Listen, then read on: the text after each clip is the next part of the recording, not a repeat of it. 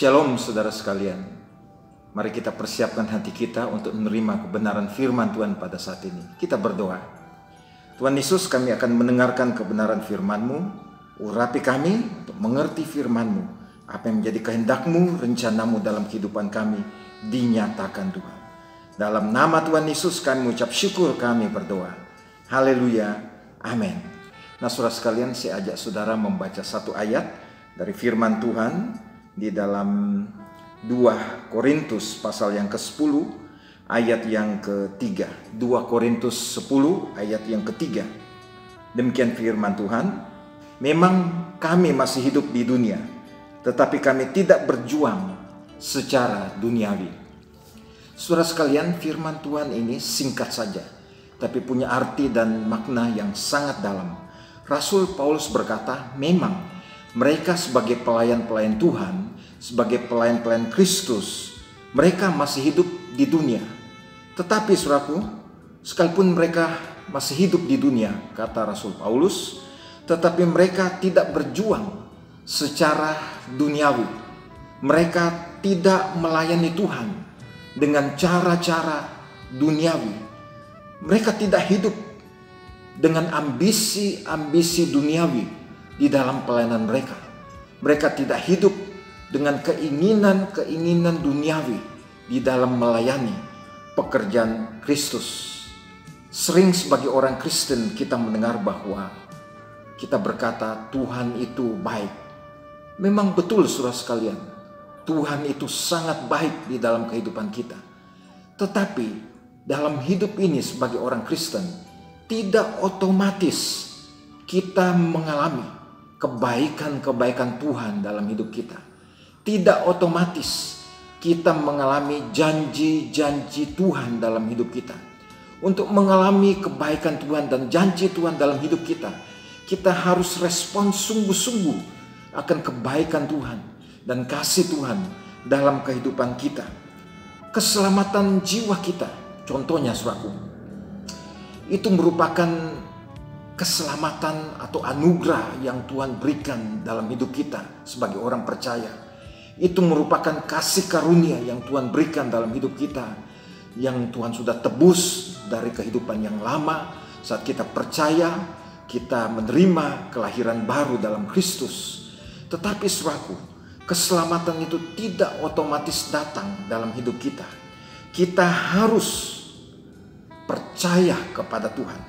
Kita harus memberikan respon sungguh-sungguh supaya kita menerima keselamatan itu. Saudara-saudara yang dikasihi oleh Tuhan, kalau berbicara mengenai keselamatan jiwa, kita harus melakukan pengakuan kepada Tuhan, respon yang sungguh-sungguh, sehingga keselamatan yang cuma-cuma itu, anugerah kasih karunia itu akan dilimpahkan dalam kehidupan kita. Dalam Mazmur pasal 18 ayat yang ke-20 dikatakan, Tuhan memperlakukan aku sesuai dengan kebenaranku. Ia membalas kepadaku sesuai dengan kesucian tanganku. Ayat ini menggambarkan harus ada respon dalam kehidupan kita. Pada waktu Tuhan memperlakukan kita, Tuhan perlakukan kita sesuai dengan kebenaran yang kita lakukan dalam hidup kita. Dia membalas semua berkat-berkatnya dicurahkan dalam hidup kita. Kelimpahannya dicurahkan dalam kehidupan kita. Itu dia berikan sesuai dengan kesucian tangan kita. Jadi ada respon yang sungguh-sungguh di dalam kehidupan kita. Saudaraku, kalau kita sebagai orang Kristen yang sudah dewasa, kita ini senantiasa rindu firman Tuhan yang dalam. Makanan yang keras, kata firman Tuhan. Kita juga kalau sudah jadi orang Kristen yang dewasa, kita berusaha untuk hidup tidak secara duniawi. Kita mau hidup berkenan bagi Tuhan. Tapi kalau kita masih Kristen kanak-kanak, belum dewasa suatu, kita masih perlu susu, makanan yang lunak, makanan yang ringan. Dan seringkali orang Kristen yang masih Kristen kanak-kanak, dia masih sering jatuh bangun dalam kehidupannya. Jatuh bangun dari dosa, saudaraku. Karena kehidupannya masih duniawi. Orang Kristen yang kanak-kanak masih perlu dimuridkan untuk dapat mengerti kehendak Tuhan dan rencana Tuhan di dalam hidup mereka. Ada satu lagi tipe Kristen, yaitu Kristen mempelai.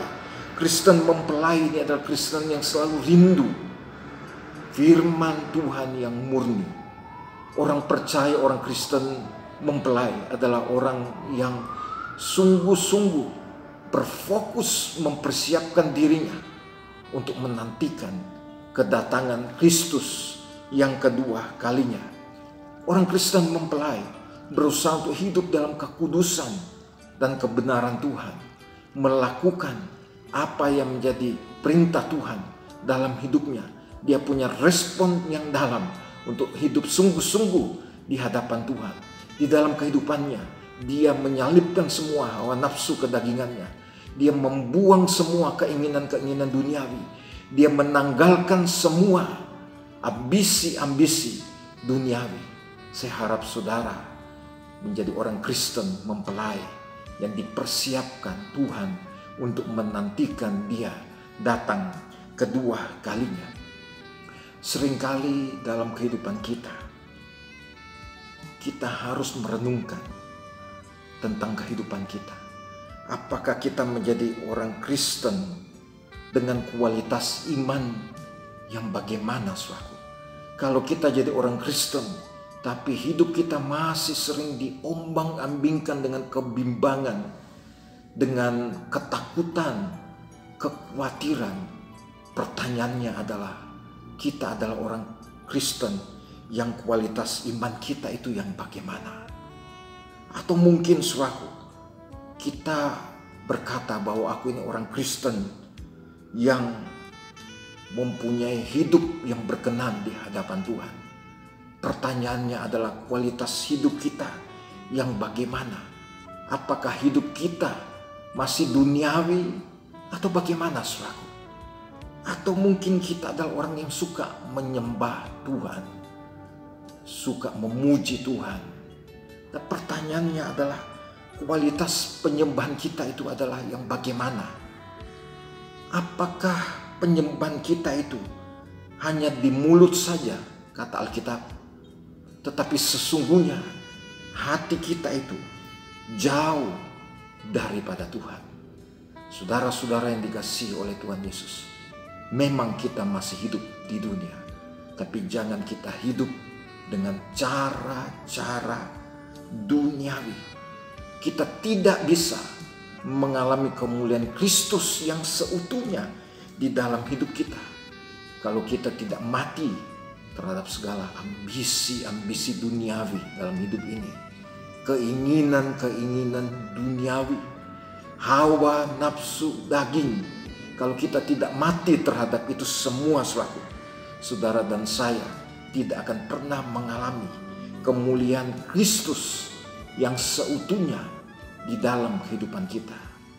Di dalam surat 2 Yohanes 1 ayat 9 dikatakan, setiap orang yang tidak tinggal di dalam ajaran Kristus, tetapi yang melangkah keluar dari situ, tidak memiliki Allah. Saudara-saudaraku, di muka bumi ini banyak sekali ajaran-ajaran, doktrin atau prinsip-prinsip yang kelihatannya baik, yang kelihatannya positif, tapi tidak berdasar pada ajaran Kristus. Ajaran-ajaran seperti ini, saudaraku, tidak memiliki Allah. Sesuai dengan firman Tuhan yang kita baca tadi dalam yang tadi saya katakan dalam 2 Yohanes 1 ayat yang ke-9. Banyak ajaran-ajaran non-Kristen yang tidak berdasar pada ajaran Kristus. Ajarannya bagus, positif, tapi firman Tuhan katakan kalau tidak tinggal dalam ajaran Kristus dan melangkah keluar dari sana, tidak memiliki Allah ajaran itu, sekalipun kelihatan positif dan bagus. Termasuk ajaran-ajaran humanisme, ajaran-ajaran positif thinking yang bersandar pada kekuatan sendiri, ajaran-ajaran Christian Science ajaran New Age movement, kebatinan, kelihatan semua positif, tapi tidak berdasar pada ajaran Kristus. Hindari itu semua, saudara-saudaraku yang dikasih oleh Tuhan Yesus. Biarlah hidup kita hanya pegang ajaran Kristus dasarnya, pegang firman Tuhan sungguh-sungguh, maka kita akan mengalami keutuhan sepenuhnya di dalam Kristus, hidup berkenan, menyukakan hati Tuhan. Demikian firman Tuhan pada saat ini. Saya ajak saudara untuk berdoa. Tuhan Yesus, terima kasih banyak untuk kebenaran firman yang kami dengarkan pada saat ini. Firman-Mu itu jadi tuntunan dan pelita dalam kehidupan kami. Hamba berdoa untuk anak-anak-Mu yang menyaksikan tayangan ini. Biar kami semua Tuhan yang sungguh-sungguh dengan Engkau, yang memberikan respon yang sungguh-sungguh kepada Engkau saat menyaksikan tayangan ini. Biar kami mengalami perjumpaan pribadi dengan Engkau Tuhan. Biar kami mengalami Engkau secara pribadi. Hidup kami diubahkan, sehingga hidup ini menjadi hidup yang berarti, bermakna, berkemenangan di dalam Engkau. Dalam nama Tuhan Yesus, kami ucap syukur, kami berdoa. Haleluya. Amin. Tuhan Yesus memberkati saudara sekalian.